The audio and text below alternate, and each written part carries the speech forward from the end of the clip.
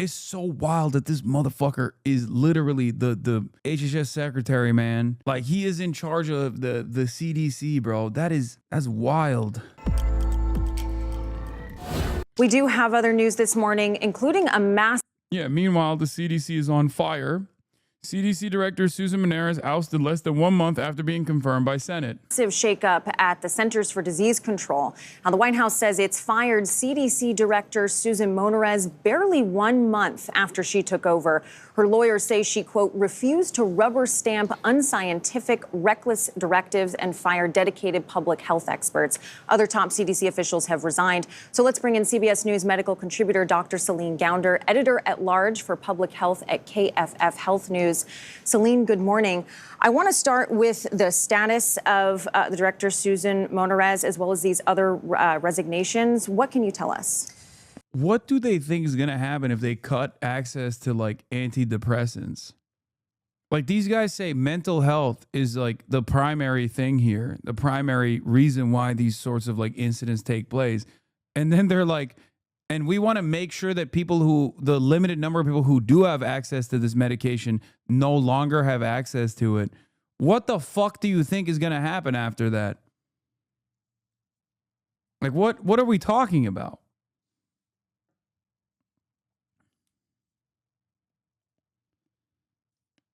I guess, fuck it, purge time? I don't know. It's just,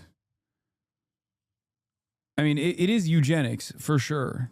Like, it's just, if you are in any way, shape, or form, like, suicidal, depressive, and you are medicating, and that's, like, allowing you to be a functioning member of society, then, you know, we're going to shut that off for you, too.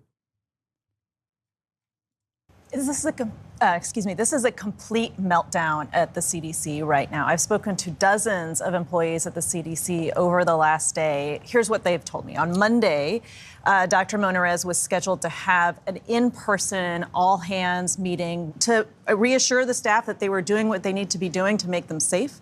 That meeting was canceled. It was considered not a priority. She was summoned to Washington, D.C.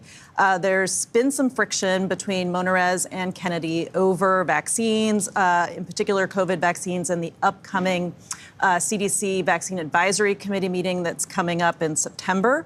There are a lot of concerns about what's going to be said there. Is this going to be his moment to announce, vaccines do cause autism, of which I want to be clear, there's still no evidence of that. It's been thoroughly debunked.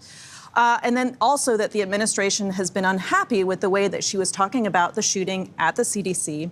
She wanted to write an op-ed about it, was stopped from doing so.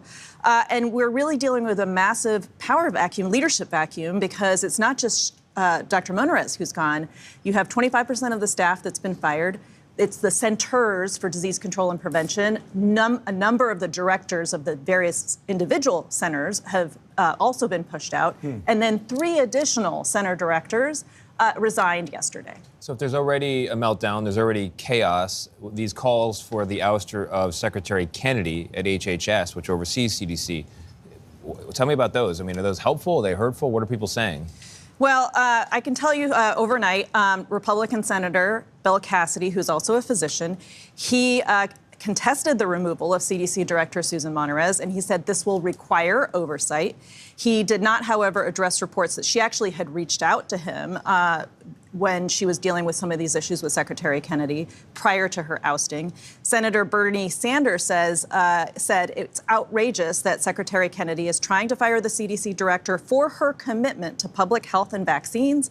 And he's also calling for a hearing with Kennedy and the CDC director. And then you have Senator Patty Murray, who's calling for the immediate firing of Secretary Kennedy. She said if there are any adults left in the White House, it's well past time they face reality and fire RFK Jr. He is a dangerous man. So hearing about these firings, what does this mean for the American people? Look, the CDC, and this happens so much in the background, a lot of people don't realize the degree to which the CDC impacts the health of their communities, because a lot of this is filtered through state and local health departments, nonprofits in your community, but everything from the safety of your food, your water, gun violence, immunizations, falls by the elderly and nursing homes. It's ripple effect and touch all of us.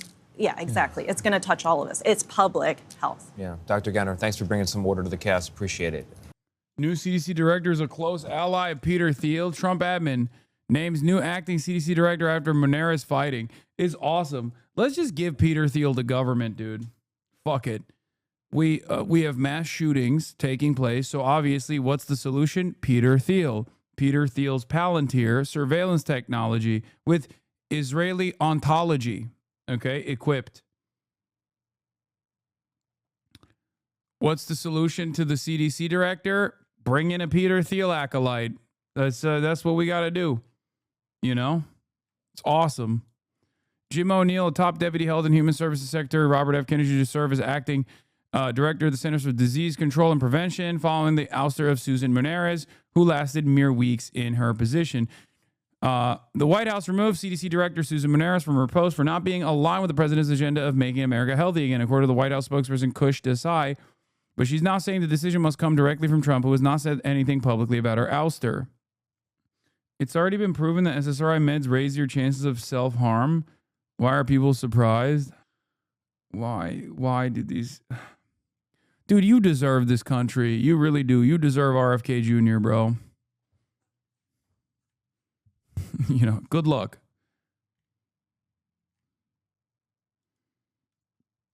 What is this? I think I hate this freak as much as I hate Trump. Child is supposed to look like. I'm looking at kids as I walk through the airports today, as I walk down the street, and I see these kids that are just overburdened with mitochondrial challenges, with inflammation. You can tell from their faces, from their body movements, and from their lack of social connection. And I know that that's not how our children are supposed to look. Dude, look at how you look. Look at yourself. Fuck you, me. That's not how a human is supposed to look like. And God forbid somebody try to take your peptides away. You can pry my peptides away from my golden hands.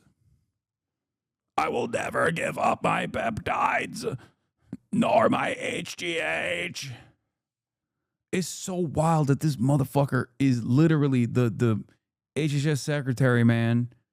Like, he is in charge of the CDC, bro. That's wild. What do you say? What do you do? What do you say? What do you do? So fucking crazy. 3 other senior CDC officials resigned on Wednesday in reaction to her ouster. By the way, what is this? Fascinating thread from one of the leading researchers of RFK Sr. assassination. I was a friend briefly to RFK Jr., but the more I got to know him, the more I saw how he really had trouble telling fact from fiction. He could be so smart, especially about things he learned 20 years ago, but the things he read recently, he fell for just about anything conspiratorial. So horribly sad to see. And his stance on Palestine made me never want to talk to him again. He actually said maybe it's better if all the Palestinians were killed by Israel. I wish I were making that up, but I'm not. I mean, he has said that publicly too. Let's be real. I was introduced to him by David Talbot, who had known him for years, because Talbot couldn't talk him down from one of the disinformation lines in the JFK assassination story, that James Field killed JFK. He asked who knew that story could talk him out of it. I said, give him to me. We wrote about that in Probe, and I could convince him. He ignored my arguments, but when I sent him some actual data proving File's story to be false, he listened. Then I gained further credibility with him when I said, by the way, I know for a fact your father didn't approve of the Castro plots. Neither JFK nor RFK did, and it's in the CIA's own files that they didn't. That bonded us for a time. But then October 7 happened. I had a series of emails and phone texts with him. I think there was one voice convo in there as well. He kept quoting Alan Dershowitz as if he were an unbiased party. Most distressingly, he really seemed to think all Palestinians were taught from birth to kill Israelis, and therefore even babies were combatants. To be. That had to be completely destroyed for Israel's sake. I was horrified. I said to him, Bobby, you sound so racist. And that was pretty much the end of our discussion. He had launched his presidential bid and politely excused himself from further conversation. You know, it's really funny because he's also deeply anti-Semitic.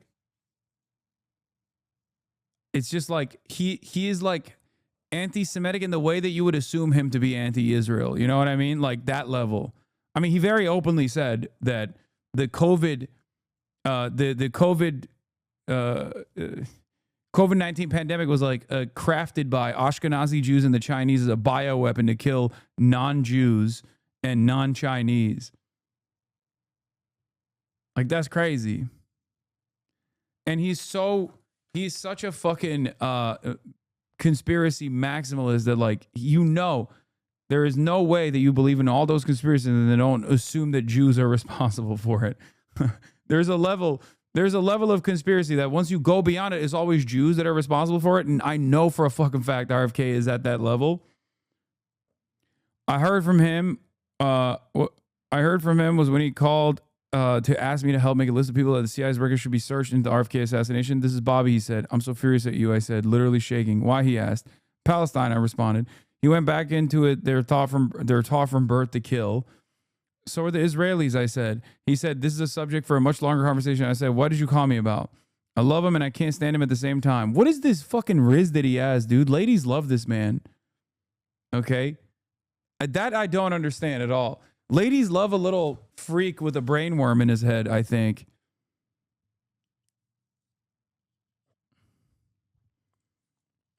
He's a Kennedy? No, I don't get it, dude. He has evil riz. He really does. Chat, you don't understand.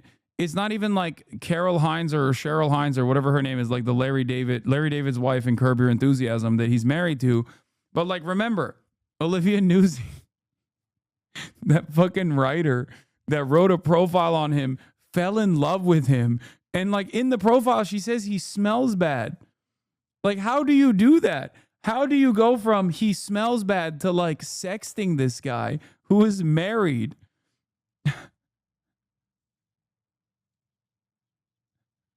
It doesn't make sense. No, we don't claim liking that man. Please, I beg you. You just have never been around him, okay? His stink-maxing aura has never captivated you. The olfactory cues being tickled by RFK Jr.'s disgusting scent. He's stinky. And ladies love a stinky man who's out of his fucking mind. Oh, how can someone who has a big heart in some areas have such a cruel heart in others? He's a huge walking contradiction, but one thing I know for a fact, his truth meter is broken.